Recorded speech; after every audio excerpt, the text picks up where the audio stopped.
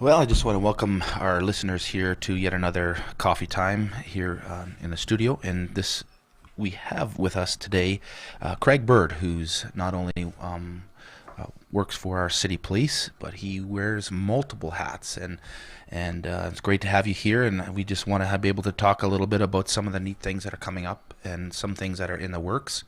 I know that you are involved in the new museum that's coming up. You also part of the cadet corps and giving leadership to that aspect, and you're heavily involved in the range. And one thing I like about you is you're a gunman, and not only that, but you've also served in the military, and that's always a perked interest of mine very quickly. I love talking guns and all that kind of stuff and things like that. So welcome, Craig, to the program, and it's good to have you here, and I'm looking forward to our chat here. We're going to talk about a bunch of stuff, so welcome here. Oh, thanks for having me, Jeff. You betcha. Now you were sergeant for the city police here. How many years has Estevan always been your home? No, actually, I lived in Lumsden prior to this, and then I've okay. been kind of floating around in Saskatchewan here. Lived in Saskatoon and Regina. Your policing was always here? Or Always here in Estevan, yeah. How many years have you been here? I've been here 21 years now. Okay, yeah. So you betcha. And then you also head up the cadet program, the Army Cadets, right? Yeah, I've been involved. I got roped into doing cadets just because of my previous military experience. When I was full-time in Regina with the Regina Rifles, I worked a lot with the Army Cadet Corps in Regina. So I did not know that. Yeah, so when I came down here, some people had heard said that I was involved with the cadets and with the military, so they asked me to help them out with the cadet program down here. So I became involved with the Army Cadets here and started out as the training officer and did that for about 10 years. And then I've been the CO down here for about 11 years right now. So I remember growing up and I was always been an Army guy, so I don't know why I was in Air Cadets for some reason. I think because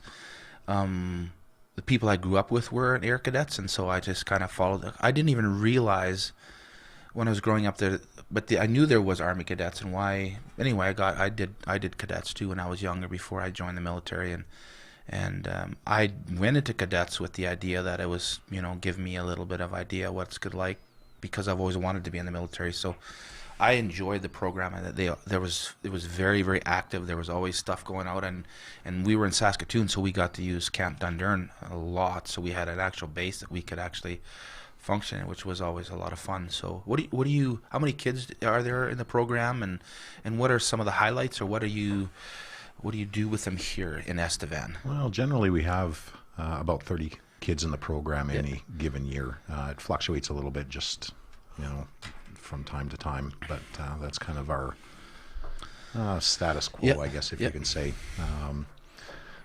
We go out and I do recruiting into the elementary schools, so we do the grades 6, 7, and 8, and I'll be doing that fairly shortly. We're just booking schools now. I do a half-an-hour presentation, basically to engage the kids, and if they're interested in the program, they're going to take that home to their parents. What's the age group that you target for Army Cadets? They have to be 12. Okay. So as long as if they're 11 and they turn 12 before the end of the year, we have a couple of months leeway that we can do. But generally from 12 right up until they turn 19, they can be involved in the program. So 6 years basically. Yeah.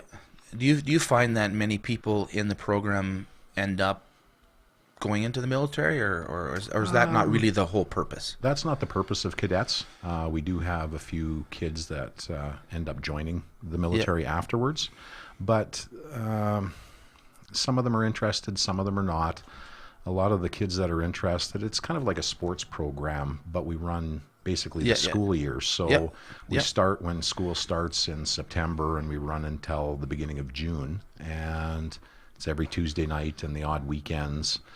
The nice thing about the program is it's free, and a lot of the parents that can't afford to put the kids into organized sports can put them into cadets because there's no cost to join. We provide the uniforms when we go out to the camps, for example, and do exercises. We feed the kids, we give them lodgings, whether they be sleeping in tents or in buildings. I remember sleeping in lean-tos. We build lean-tos out in the... Yeah, and part of the survival part of it there, they build their own shelters and sleep in those overnight. So They have to build something that's suitable. So if it rains or snows or, which I've been in part of it raining and in the winter and shoveling snow and all that kind of stuff. Absolutely. oh yeah. Well, it teaches the kids some different skills, right? And it's something that they don't normally get exposed to. Right. It's all that self-reliance, Yes. self-discipline, Yep. time management, all the things that later in life the kids don't appreciate it No. now, but it's skills Yep. that they learn for when they have a job. One thing that stuck out for me is the team aspect. You're not a lone ranger. You work as a team, and that team development. You realize how important the other people around you are, and that kind of stuff. That's one thing that I've taken away. And then when I went into the military, that became very, very adamant. That was a key element to a person's life, that you value the people that are around you. Oh, for sure. And be a Well, part not of a even team. just a team. It's more of a family. Yes. Oh, yeah, I agree with that. Everybody's Absolutely. got to rely on everybody else and help everybody else out. So with the age span that we have, they start out at 12, so they're just learning some of the skills. Yep. The older cadets teach the younger ones and mentor them. So, as they stick with the program and go through, they're learning all kinds of life skills that they can use. I like later on. even the stuff that they offer, because I remember I joined the drill team, and we competed in different aspects throughout the province, and that was a lot of fun doing drill. And then there's shooting aspect of stuff, and then other organizations have different other things that they highlight that are kind of like something they can enter within a program as well too. And I always enjoyed that, because I always liked getting the most I could. When I got involved, I wanted to get everything I could involved. I was always interested in that kind of stuff. And so, yeah, well, and like I say, there's a lot of programs there that kids can take advantage of, Yep. and they can do as little or as much as they want in the Yep. program. And like I tell the kids, you only get out of the program what they put into it, and the more Yep. they put into it, they can go all kinds of ways. And the programs that are available, we can send them on regional trips, so that's in the southern part of the Yep. province. We can send them on provincial trips, so that's anywhere in the province. And Yep. then we've got bigger trips where we can actually send them overseas. We've had cadets go over to Europe and to South America to do all kinds of programs where they Yeah. trek and they meet other cadets from other countries yeah, and learn all kinds of skills. that And, would be cool. well, the nice thing is it's all free. Yeah. So it doesn't cost the parents. You don't have to fundraise No. for it. Where a lot of other organizations, you have to put money into it in order to Yep. raise money to do that kind of stuff. In that case, that's not here. No, for sure. No. And again, they're learning life skills. Yep. If the kids are interested in the outdoors, if they want to, just learn basic things like map and compass, not only with a real map and a Yep. real compass, but GPS. And Do you have any story where, have you ever lost a kid and it was like, okay, all hands down, like these guys got lost, or anything like, has anything like that happened at all to any of those things? Or not that I can admit on radio, but anyway. No, well, because sometimes we've it's funny. It's like, we've had kids wander off. We do a navigation exercise where the kids go out and they learn the basic skills during the day, Yeah. and then they do it again at night. Yeah. So they're in small which groups. changes everything. Oh, exactly. Changes Navigating everything. from the day when you go to the night skills, you can't see everything. You're using flashlights and Yep. luminous compasses, and it's all manual at Yep. that point, or the batteries die in your GPS.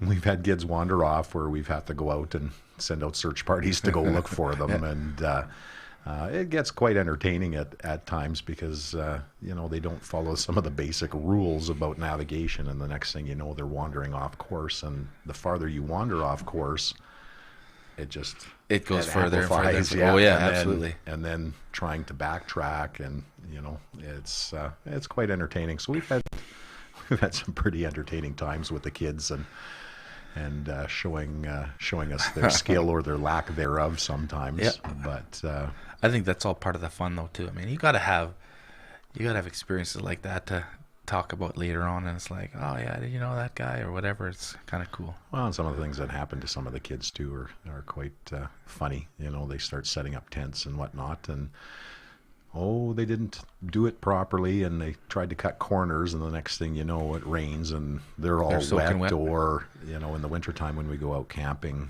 part of the crew is to put out a winter tent. Yeah. But you have to button the sides down, and you have to make sure that you pile snow around it. Yes. Yeah, I remember that. Yeah. To keep the heat in and to keep the wind out. And we've had kids wake up in the middle of the night because there's snow piled on them because they didn't, tie down the flaps, and the snow blew in underneath, and they wake up in a snowbank. So yeah. It's quite entertaining. And then they're quite surprised, too, when they make what we call quincies. So they're improvised snow shelters for winter survival. Yep. And we let them have a candle, just like the ones that you would get in the survival kits in a car. Yeah. And they actually sleep in there. And they're kind of surprised how warm it is and how well you can sleep in one of those snow caves in the middle of winter. And, they're quite amazed in the morning that, hey, it was nice and warm. It was probably warmer than the tent because they didn't set the tent up properly to sleep in the snow cave. Yeah. So and they make their own stories. A lot of the kids go away for summer camp and meet cadets from all across Canada. I remember my wife and I lived in Vernon. We pastored a church there. We were there for 6 years. And Camp Vernon, every summer, I think we had about, I'm guessing, 250, 300 cadets come from all over the there's usually country. about 1,200 cadets that go to Camp Vernon over the course of the summer. Plus, that's right, because you have different groups at different times, right? Plus international cadets come. We get cadets from Australia, New Zealand, which Britain, I think is a Germany. good experience for the kids to get that dynamic. Yeah, for sure. I remember in the military working with other countries on operations, which was neat because you compare notes, you compare stuff, and you have a lot of fun. You trade a lot of stuff off too. Well, and see the differences in the cadet programs between Canada and the UK and New Zealand and Australia. We all do little different parts to the program. So similar type of aspect because it's kind of based on the military. Yep. So the kids learn some of those survival skills, the map and compass, the first aid, the firearms training. What do they use for firearms? 22s or? Well, we generally use 22s. We actually don't have any in our corps right now, so most of the training that we provide is just for air rifles. That we can actually use them indoors at the Legion where we parade. But it teaches all the kids the same basic firearm skills. They're all under supervision when it's done. So. And again, that's something that they take on later in life too, if they're they're interested in that sort of thing. We also do biathlon, which is 22 caliber related, where they ski and shoot. Sometimes the weather's not conducive, so they end up running instead of skiing. I find for most of the time when you want to really plan something like that, the weather is usually always never. It's not. I mean, that's not true, but it seems like it's cold, but no snow. You know, which is really hard for skiing when there's no snow. Yeah, that's right. Yeah, I can see. We always plan our snowshoeing exercises too, and it seems to be no snow, and then it snows the next weekend, and just the way it ends up some days. Absolutely. Yeah, you betcha. What do you do? Yeah. So you have quite a collection of World War I memorabilia. And World War I and World War II. Too, and I remember going through some of the stuff you have there. It's just mind-boggling what you all have for stuff. I mean, because it's an interest of mine. I mean, I'm intrigued by it all the time going through that. So I never get tired of that stuff. Anything military, I don't get tired of. It's always fresh interest of. And but you got some pretty unique stuff. And then you also were involved in putting together the southeastern or southern Saskatchewan Southeast Military Museum is what we're calling it. It's a brainchild of mine. I teach military history to the cadets. Part of the cadet program is teaching Canadian Forces history and the role of the Canadian Forces in Canada from basically the beginning. And I do a Vimy presentation in the spring. Last year, 2 years ago was the 100th anniversary. So I remember that one, on the 102nd anniversary now. Just to basically give the cadets a little bit of local history as to what the contributions for the Estevan and area were. And I've opened it up to the public 3 or 4 years ago, and we set up between myself and a couple other collectors, we set up a mini museum so that the kids actually had something to look at and touch. You had some of that going on during Remembrance Day last year, didn't you? You had some, I remember that. We had set up some displays at Remembrance Day as well, and because of the 100th anniversary of the end of World War One, and there's been enough interest there. I've got a fairly substantial collection of World War One, World War Two items that. What do you do with all of this stuff, right? And I get enjoyment out of talking to people about it and putting it on display. Yeah. And in the last, well, since I've been down here for quite a few years, I've been collecting some local interest stuff. Yeah. So any memorabilia and photographs and everything Because else. that's primarily South Saskatchewan Regiment here, right? Well, in Or is- World or was War War II, One? the South Saskatchewan Okay, Regiment. so what was it World War One then? Was it a mixed bag? Well, or- the 152nd Battalion was raised out of here, Okay. but they recruited for the 46th Battalion, which was the okay. Suicide Battalion, Yeah. as well as the 249th, which was out of Regina. So those were Okay. the three units. So between them, there was about 300 men that came out of the Estevan area during World War One, which the population in 1916 of Estevan was just a little over 2,000 people, and in the area, you get 300 people leaving. That's a huge amount. Yeah. And unfortunately, in that, we've got about 100 people that didn't come back to the area and that were killed during World War One. So you lost about a third that were recruited there, and 100 men. That's a huge amount for the size of the population around here at that time. The biggest, I think, what people would be, if they have interest, or even as far as pictures and movies that have come out, I think we're known for Passchendaele. Is a big one that we're known for, taking that hill, and the whole, all the odds against us were enormous. And so I was thinking CBC's even put out some movies about that whole idea. And so I think that's what else are some of the key things in World War One that we would be really known for? Well, Vimy was the pivotal, huge one. That was the pivotal. Yeah, I was thinking of Vimy, and I said Passchendaele. What I was thinking was Vimy. That was the monumental definition that really put us on the map as a. Yeah, up until 1917, the Canadian Corps was just kind of an extra onto the British Army. It was manpower at that point, and when Vimy came about, it was one of those things where Canada now had a commander in charge of the Canadian Army at that time, and had a major assault, because Vimy not only had been attacked by the French and British prior to all of this, and not successful at all, and hadn't been successful, and it was deemed to be a key point and strategic at the time, and a little different way of thinking that the Canadians put in force basically at that point, where they did practice training. They actually had a mock-up. Yes, I remember site. reading about that. They had a whole idea of how they had a mock-up of it, and then they trained based on it before they actually hit it. Yeah, for months, and coordinated timings between artillery and the men.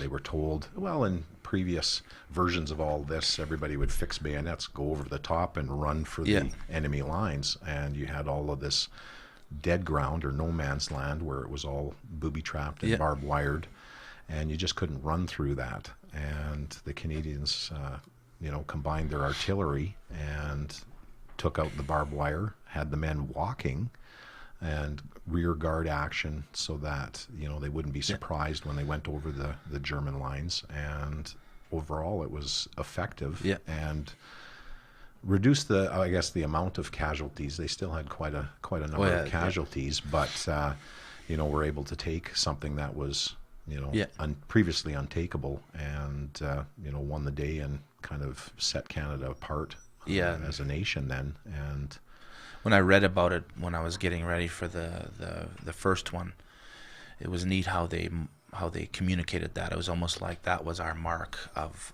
who we were and what we were becoming, and it singled us out as our own entity rather than just a mix mash with joining the Brits or whatever. It was our own. We were just a colony at that point, and at that time we became a nation. Yeah. And there was a lot of participation here in Estevan with regards to Vimy, and there was I just lucked on last year with a gentleman named Frank Abbott. He actually ended up after the war settling here and started a general store, and lived here, and actually passed away in 1968 here in Estevan, but became a productive member of the community. He was on city council here. That's interesting. He took part in Vimy, And That is so cool. we got in touch with his family and got his war diary, basically. And he had took part in Vimy, and I read from his war diary about his experiences. That would have been interesting. That would have been over interesting. that time. And luckily, the family was able to give me some photographs of him. We have his uniform here because he had donated it to the Cadet Corps here before it was formed. And so we've got that. And all that stuff is going to be a display at the. It's all going to be part of the museum because I've decided basically to put my collection, make it part of the museum, as well as the Legion has a bunch of things that are just in boxes that nobody kind of knew about. Yeah. And we had a lot of veterans settle here, not just after World War I, but World War II as well. And I don't like seeing all this history sitting in boxes and nobody can appreciate it. I understand that, yeah. So I decided to start the Southeast Military Museum. We're connected with the cadets and with the Legion, and we're going to have a display area in the small hall of the Legion that will be open to the public, as well as we're going to have a building. Right now it's going to be housed at my place just north of town, where it'll be open to the public. We're going to be able to do tours, and people are going to learn about the military history in the Southeast, not just Estevan, but surrounding areas. When do you plan on, when's the hope to have it all put in place here at the Legion? Well, we're in process of building everything now. Okay. So Remembrance Day is going to be our grand opening. Oh, okay. So we're going to have a big to-do on Remembrance Day. Just happens to work out well that we're going to be remembering the soldiers that lost their lives, but also the ones that survived and came back to Estevan. And we hopefully by the beginning of November to have it open to the public so that people can come down. You find that there's a renewed interest in the area for stuff like that? Because I'm sensing that is. I mean, with the soldier tree, cenotaph, the wall, dedication of the wall that's down in Veterans Park, and do you feel like there's a bit of a surgence of interest in that kind of stuff? Well, for sure. Well, like we've had I've sensed that. Yes, Passchendaele. That's right. Yeah. There's another movie that the British are releasing called 1917 that I'm looking forward to seeing. The cadets weren't the cadets last year had a video they were showing They Will Not Grow Old or something like that in the theater? Yes. So that was another. We got that movie. We were hoping to have it last year for the 100th anniversary, but because of how it was released, the movie rights for North America went to an American company. Oh, okay. So we weren't able to get it down here until the beginning of this year. So in June, we actually had a showing of that movie, and we had about 100 people come down to watch it in the theaters, which was great.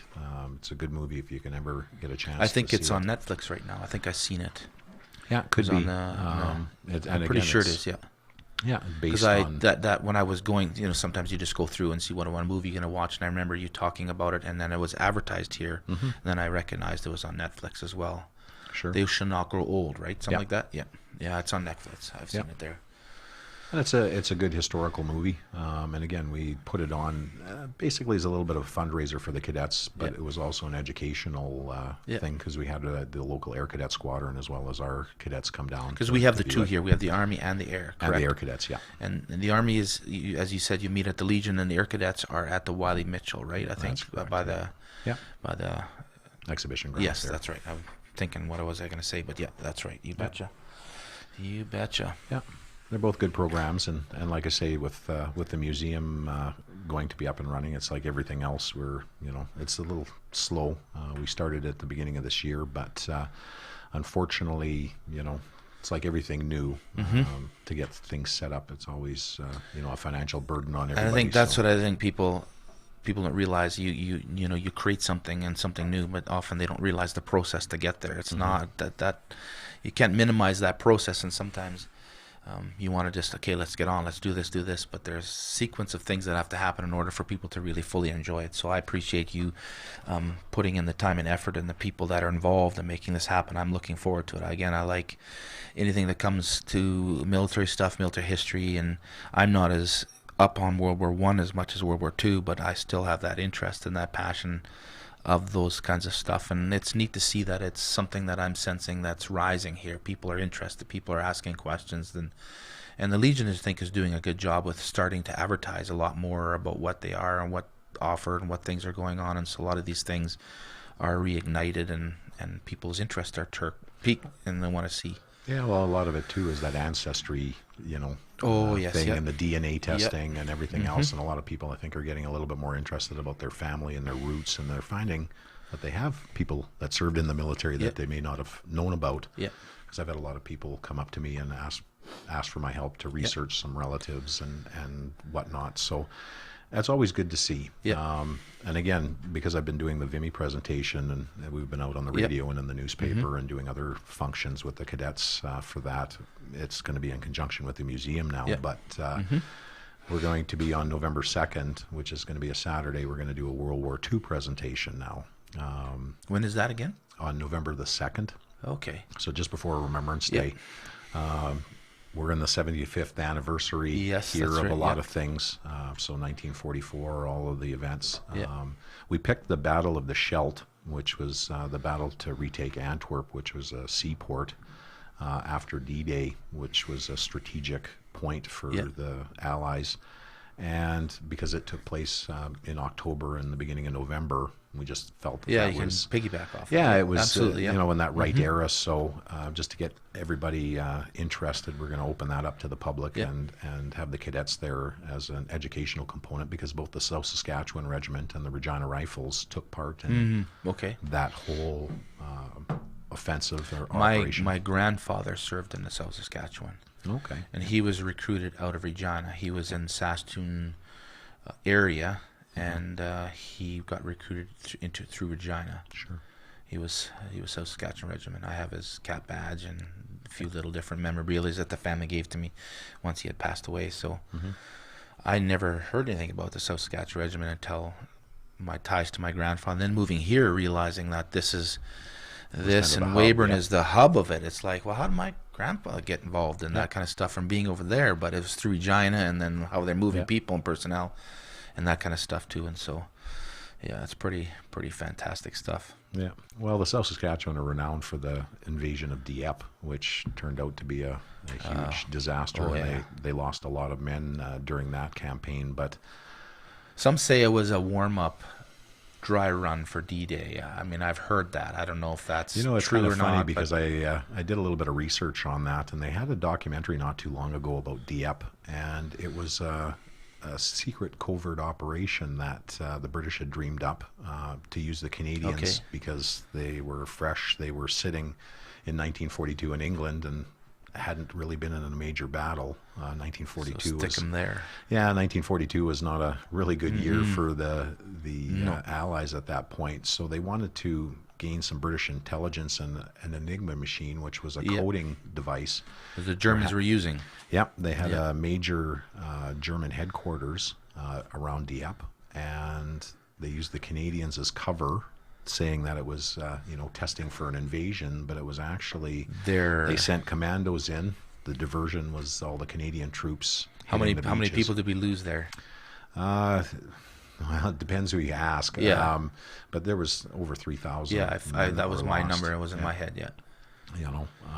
So there was. Unfortunately, it wasn't successful for an invasion. No. But they were covering up some bigger secret plans that have just come to light in the last few years. 75 years after. I've noticed. I don't know if it's Hollywood or not, but sometimes all of a sudden you're getting a new element to World War II that was just opened up, and they just found, and then they make a movie about it, and it's cool how all these things starting to serve. It's like, oh, I never heard of that, and because they were covert, they were secret, they were locked up and being all of a sudden, and and as time went on, the classifications change, and then that aspect opens up.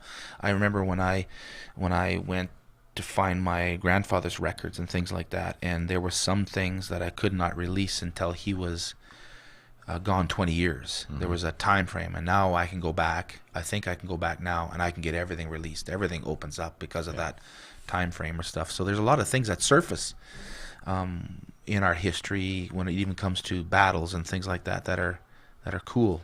Well, and a Very lot of the cool. veterans, especially the World War II veterans, didn't talk about any of this No. stuff. So they may have had some memorabilia, like you say, some cat badges and maybe a uniform and whatnot. But a lot of the family didn't know what actually happened. And then all of a sudden they're requesting all these military records and then finding out that a lot of the stuff they never even knew about. No. And When I got my grandpa's first information packet, and that was a process to get it. I had to go through different channels because I was a grandson, I wasn't a son, and I went through those proper channels. And the interesting thing was to see the interest of my aunts and uncles when I got that stuff, because there they saw their dad's handwriting as he applied, because he didn't get drafted. He signed up, and so he applied, and all his things he wrote down. And, you know, they never knew any of that stuff.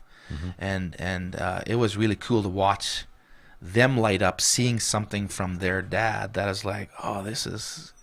well, And again, then there was an something- interest tweaked, and then I realized that he had 3 medals that he earned, and they were gone, so I got them reissued, and all this stuff was like something new was coming to life of their dad that they had no idea of, you know, and so that was a really cool process. It was a revelatory for me, because there's things that I did not know, and in one of the forms, some of the stuff was blacked out, but where he went and different aspects, and then you find the codes of them. When you go, you can look on the website and look at what those. He went all over. Oh yeah. He went all over, and he never talked about it. You know, I mentioned that a while back in a previous program, that I said the only time that he started talking about it is when I joined the military. And then my dad told me one time, he said, "You're getting more out of him, and I'm his son." You know, Yeah. all of a sudden there was a tweaked interest there, and Well, it's that connection to the military. Yep. When I was with the Regina Rifles, we would have a reunion every June 6th with the Regina Rifles, and I wore a battle dress uniform, so just like they did in World War II. And I can remember, well, I'll relay a story here. Yes, absolutely. We had, there was 3 of us in World War II period dress. Yep. And we had a Bren gun, a Sten gun, and a Lee Enfield rifle. And some of the veterans had come up and were talking to us, and we knew a lot of these guys because they'd see us throughout the years and at their reunions. Yeah. So we went up and talked to them, and they came up and talked to us because we were in the period dress. And one of the older gentlemen came up and asked for the Bren gun from my partner, and before we knew it, that Bren gun was laying in pieces all over the table, and my partner there was like in awe because he didn't know how to put the gun back together, and this was all in a bunch of pieces on there. And then the veterans started talking about all of this stuff, and the veterans noticed that he was kind of in a little bit of shock, so he asked them, "You don't know how to put that together, do you, son?" And it was like, "No." I says, "Don't worry, I can put it back together." Well, and then he laughed, and I put it back together in front of him, and that brought up another conversation about for sure. something that happened. For And sure. we had some photos there, and he had told us who were in these photos, and that this guy was killed a couple of weeks after the photo was taken, and whatnot. So they were relaying all these stories. Well, unbeknownst to me, there was a couple of their wives were standing just a little ways down there. They were kind of overhearing the conversation. And one of the veterans said, "Hey, I've got something. I'm going to go back to my car and get it." And when he left, the wife came over to me and said that she had never heard all of the stories that they were telling us about some of the combat experiences, which, it just, you don't think of that. No. But it was one of those things, because they were in the moment, they were with fellow soldiers. The guard came down, and it was like, And oh yeah, they were telling us all of Yep. this stuff, and some of it brought back some painful memories for them. And when the veteran came back, he had a World War II Gherkin that he was issued, and he gave that to me Oh for wow. talking with him. Yeah. And I've still got it, and it's part of my collection. Yeah. And that'll be up on display here in our museum here. But it's just something that, to hear some of these stories about these veterans that nobody's heard, and at that time it would have been 60 years on, and it just, Some of the stuff you look at they all tell a story. oh yeah. And I've got When you see a picture, you see a pair of boots, you see a cloak, you see a cap badge, those are all stories. I mean, I look at some of my stuff, and to sit back to see where those boots all have gone, and there's stories and stories and stories that sometimes stay unfortunately, locked some of up. them, well, and some of those stories are lost now just because the veterans have passed on. Yeah. We don't have a lot of World War II veterans that are actually left. No. And, I feel honored to have been, Yep. to have been told those stories.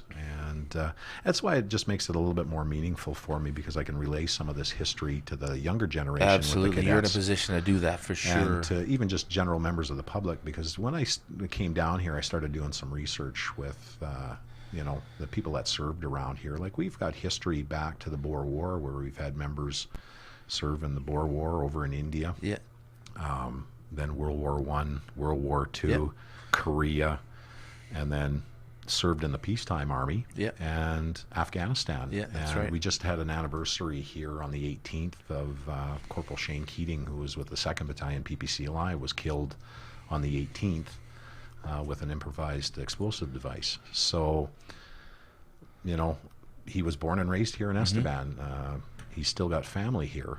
And we want to remember that. Absolutely, we do. So we put up I put up a Facebook page on here, Southeast Military History. Oh, yeah. That How can they find that page? Just on Facebook. Just and type in Southeast. Southeast, military history, and military history. it'll come up Okay. with the Estevan area. And Yeah. again, I didn't want to alienate any of the surrounding places, so that's why we call it Southeast, Yeah. because it incorporates basically from Regina south to the border and all the way into Manitoba. Someone told me one time, and I don't know how I believe it, because it makes sense, that a strong contingent of the military were made up of prairie people in the for prairies. sure.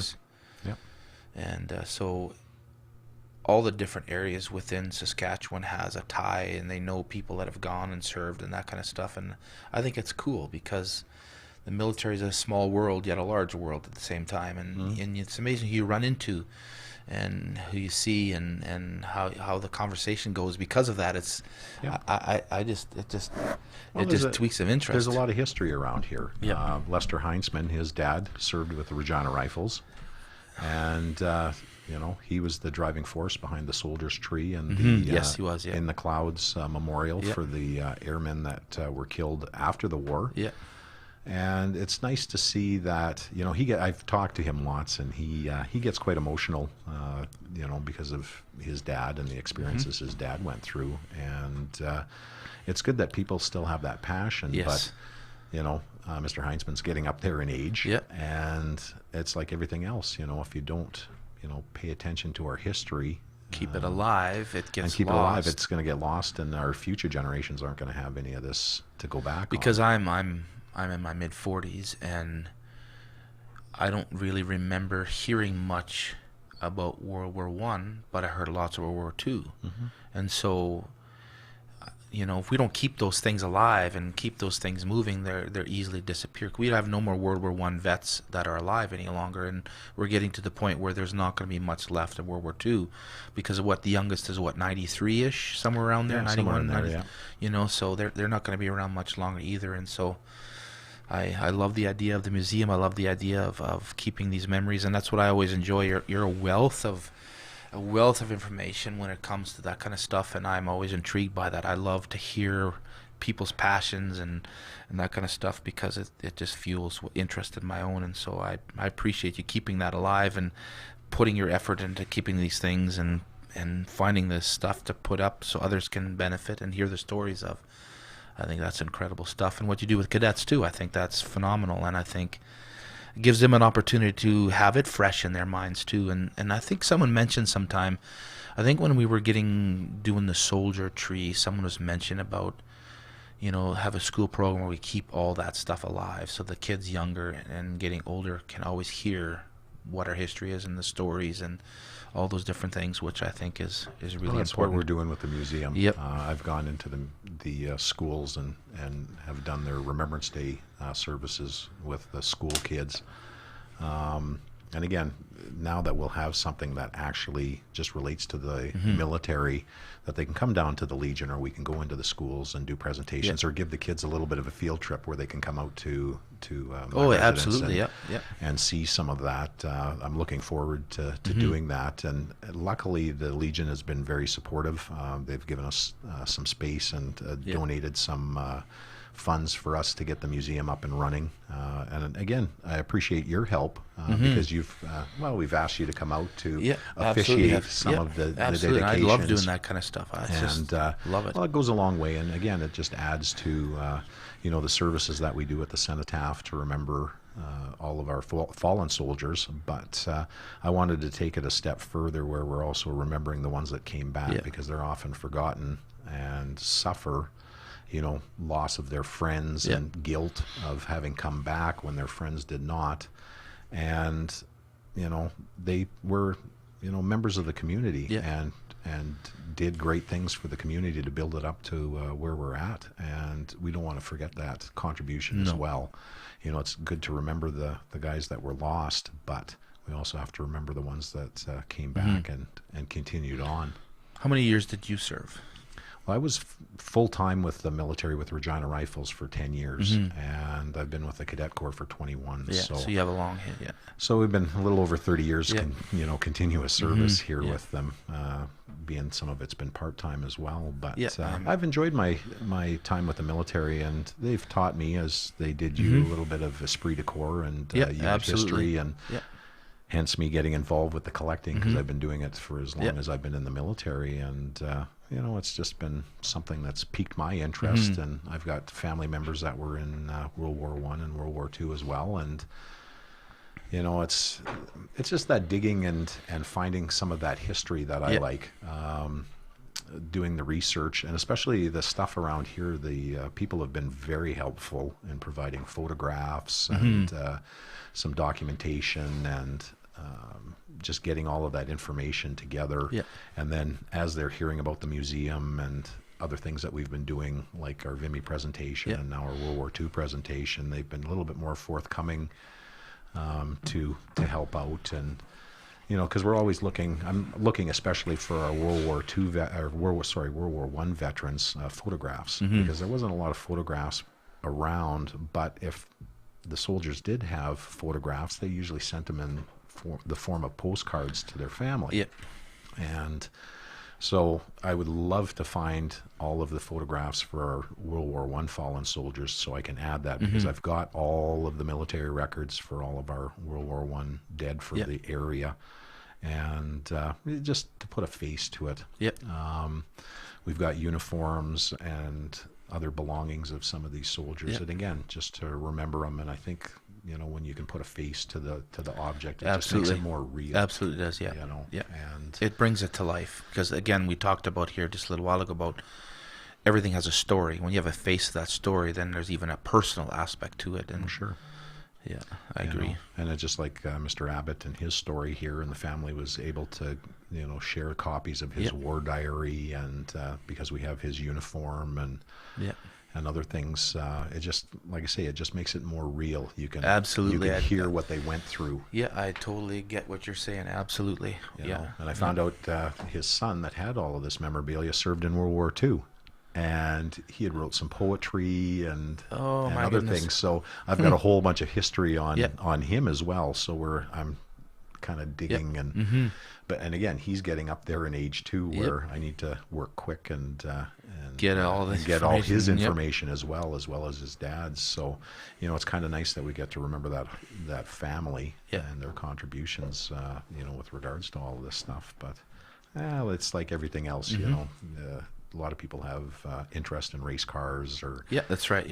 Collecting Coke memorabilia or Elvis memorabilia. Well, each their own interest and stuff. And this is the same sort of thing. It just happens to be military related. So, fortunately, I've been taking this path, and you have other paths too. Like, I mean, you're involved in the Wildlife Federation here too, and you often are the one putting up on advertising for hunter safety and courses for rifles and that we kind do of our stuff. firearms, Yep. firearm safety courses. Because look we have an after the excellent range. We have excellent range Yep. here, just outside of Estevan, and Oh, for sure. you're heavily involved in that. And I know it's a lot of fun going out there and plinking away with all Well, the and doing toys that we different got. things, and Yep. I know we've had your organization come out and have family days where Yep. they come out to shoot off different The last one we firearms. did was called Burgers and Bullets, and we had like 46 people come out, and it was just we had brought the barbecues out there, and you could eat. Well, and some of the ladies that had never shot before came out and tried, outshot their husbands and- that yeah, are yeah. hunters and shooters. And I remember one in particular said, "I'm going to get a T-shirt that said I shot the 50 cal and I hit the target." And it's like because people don't experience that sometimes, and so I think it's just Well, a they can lot do of it in a fun. nice, they can do it in a nice, safe environment and under supervision, so that Yeah, everybody absolutely. can have some fun and Yeah, which and- everybody does have fun all yeah. the time. It's Yeah. always entertaining and that kind of stuff to have that stuff going on. And so, absolutely, I'm a gun guy. I'm not a hunting gun guy. I like military stuff and that kind of stuff. And that's always fun. And to go to the range and not only have the rifle range, but also the pistol range, and then also the traps. I mean, we have lots to offer out there for shooting and that kind of stuff that we have, which is really, really cool. Really cool. You betcha. Yeah. Well, we have a lot of things if you want to look around and Yep. and see. And I know I've had members of your congregation out here that have taken my firearms course Yeah. after our little demonstrations and displays that you guys have put on. And it's just something a little bit different. A lot of people have exposure to firearms Yep. and they think they're big and bad and scary, which they're a tool like anything else. And as long as you get the proper education Yeah, on that's right, yeah. how to use that tool, they're as safe A lot as of the anything else. scariness is just ignorance. Well, it's And that when they understand how it- yeah, and just all of the misinformation, on the news media and Yep. whatnot. And there's unfortunately people out there that use and abuse, Oh, yeah. firearms, and that's what you hear about on the Yep. news. That the gangs are going around shooting people and whatnot, but. Hmm. Most of the people that have firearms are law-abiding citizens, Absolutely, and they yeah. use them for recreation and for sport shooting as well as competitions. And as long Yep. as they're used properly and safely, Yep. they're no more dangerous than a car out on the street. No. And people just have to be aware of that. And unfortunately, the way things have gone with legislation and Yep. proposed It's making things, it tougher and tougher, and it's just well, it's one of those things that they need to address the problem and not law-abiding, Yeah. people. The criminals. it's are the idea. Someone said the issues. idea is take the cars off the roads, and that will keep drunk drivers off. It's like, well, that's not the answer, but that's often the way it's often approached. Things like that, a knee-jerk reaction to stuff, and it's Well, not it's a lot education. easier. It's a lot easier to control people that are law-abiding and to get them to follow, Yeah. some of these other laws, as opposed to the criminals that don't follow the Yeah, they laws. don't That's follow why laws, they're innit? criminals. Yeah, that's right. Absolutely. And it's a lot easier to, to legislate that way Yeah. and to make themselves look good when it doesn't, cause any change in the root of the problem. Yeah. No. But No. that's a whole nother topic. that Yeah, we that's could- right. We could go into that one. I would like to throw my 50 cents in there, boy, and maybe add $1.50 and $3 too. Yeah. That's yeah. But you again, all betcha. you can do is, be involved in organizations like the Wildlife Federation here, and it's again something that I enjoy because of my military time, as Yep. well as I go out and hunt and with the You've had cadets. you've had some pretty cool hunting experiences. You've gone overseas to hunt. Actually, Yeah, I've been and in Africa a couple of times to. that's to something hunt that too, doesn't which- happen too often. And Well, it's an That's pretty experience old. too. Yeah, Wouldn't and ever I've be had an friends experience. that were interested, and they talked us into going. And you next have thing ever any scary moments out there? Like their wildlife is different than ours. I mean, Oh, yeah, so for sure. Any time that you were like, okay, this is not comfortable, or isn't it like that? There's a couple of times there that it can get Yeah. a little bit sketchy when it comes to some of these huge animals, just because everything's dangerous. And it wasn't the animals that we were hunting that were the issues. They've got some severely poisonous snakes that are Oh yeah.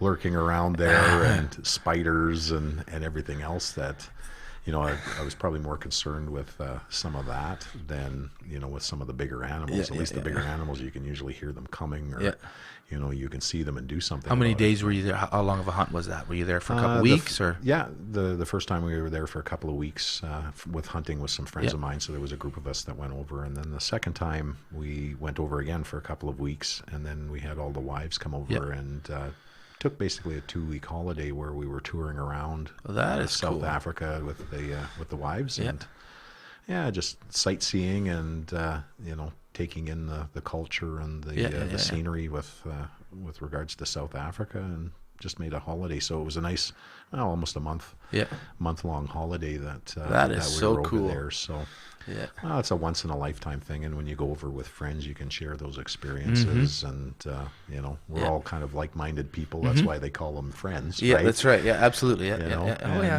enjoy your time, and and the camaraderie and friendship, and now you've got memories for life. A lifetime. You carry those things with you all the time, with and then people that you like and care about. So absolutely, you betcha. Anything you want to tackle yet, or is anything as far as goals, or is well, every day is a new day, and every time I wake up, there's always something new that that you want to do. And like I say, I've been kind of tackling things one day at a time, and the museum's been taking up a lot of my time here lately, because I want to get that up and running. And it's been a passion of mine for a while, and I've been talking about doing a museum for a long time, and then just in May it became a reality. I just had to push ahead and go and do it. And when I get that up and running and going, we'll tackle the next thing on the list. Project. And are you a systematic guy, or are you a multitask guy? I have lots of things on the go and then this tackle, or how do you usually? I've still got a few things on the go here, because I'm still involved with cadets, because that's still running. That's right. We still you're in the prime range right now, because school started, so then the program has started. Yeah, we started when school was starting, and and I still do the range thing. So you're kind of multitasking, but I'm trying to focus my effort to get the... Some of my problem is I think I got so many on the go, and then it's like, I don't know what to finish, and then I start something else, and it's like, I got to just learn to tackle and go at it and finish well, you can do complete. that. You just have to, again, prioritize, and time management is the big issue. And again, that's something we learn and teach in cadets, which helps out. So, my experiences and time in the military, as well as, being with the police service there, you kind of tend to want to multitask and get things done. And fortunately, I've got good people around here to help me out, and I've been assisting, and if parents are interested in cadets, anything like that, is what's the route to go? What do they go? What do they do? We've got posters around with our phone number, and website. We've also got a Facebook page, 2901 Estevan Army Cadets. 2901? 2901, yeah. And they can come down to the Legion as well on any Tuesday night. And just even see what we do and what's going on, and they can ask some questions. We're always there on Tuesday nights, except when kids aren't in school. We're not there, of course. But I'm also going into the schools. I'll be doing presentations to the grades 6, 7, and 8s here coming in October. And the kids will be able, if they're interested, to take home pamphlets. So, if they want to come down to the Legion on Tuesday nights and see what we do. The Air Cadets are also there at the Wiley Mitchell, and they do the same thing. They recruit.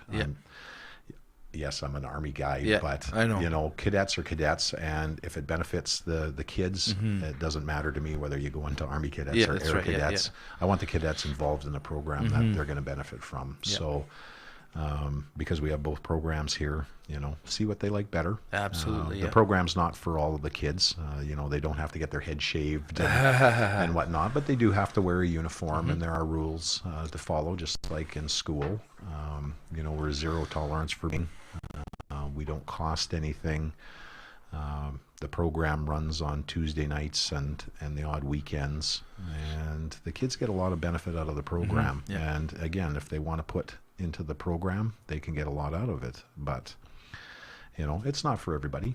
And some of the kids go in there and try out, and it's not for them, which is okay too. Yeah, and as long as they give Good, it a good on them good for trying. try. Yeah, good on them for trying. And the ones that stick through the program and stay for the full 6 years of the program get a lot out of it, and some decide to join the military. But it always looks good on a business resume when they're applying for a job, because they learn all of these skills that employers like, right? Reliability, time management, self-reliance.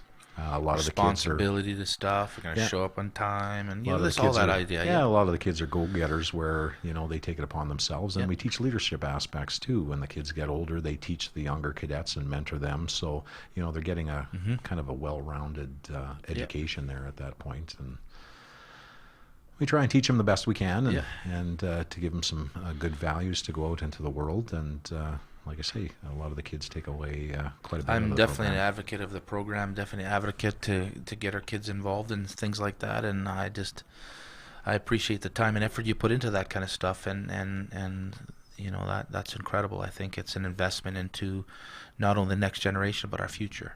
Oh, for sure. It's an investment in that, and so that's incredible. Thank you so much for taking the time. I know you're busy, and appreciate you coming in and having this chat. I just enjoy that very much, because there's things I've learned already that I didn't know before, and that's cool. I love that kind of stuff. I really do. Well, we're gonna have to tell, if you guys put it up on YouTube, you put it in the comments, or let the church know that you want me back. And, that's right. We can talk anytime. Yeah, that's right. Yeah, say we're popular and that's right. Awesomeness. So by popular demand, we are now again. Maybe have me back, and we can talk about other things that are important. Absolutely. Maybe you might even learn something. Who knows? There you go. I love learning. Sometimes some of the subjects I don't care about, but I do definitely like learning. That's for sure. You betcha. All right. Well, thank you very much. I sure appreciate this very much, Not Craig. a problem. It was awesome.